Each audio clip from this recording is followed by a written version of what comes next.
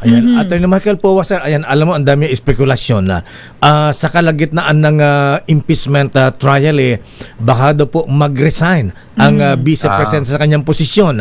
Ano po ang possibility na yan, Attorney Michael Powa, na pag-uusapan nyo ba? Sa akin po, wala po, kumbaga, wala po yung possibility na yan, no? Dahil matagal na pong napag-uusapan yan, pero ni minsan, hindi po namin yan napag-usapan man lang yung point of resignation.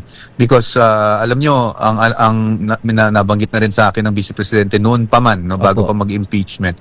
Yung ganyang option to resign kasi para sa kanya ay hindi isang option actually dahil dun sa 32 million na bumoto sa kanya, ang pananaw niya dyan parang binigo mo, no? Tinalikuran mo yung binigay na boto sa iyo ng mga tao. So, hindi ko na po binibring up man lang yan at namin na pag-uusapan dahil alam ko na kaagad yung posisyon niya ukol dyan.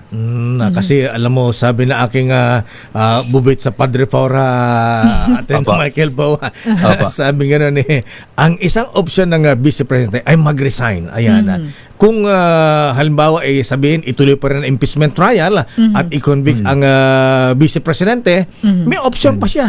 Pwede pa siyang umakyat ng Supreme Court. Tama po. Tama po. Tama naman po yung sabi ng ano nyo, no, bubwit sa Padre Paula.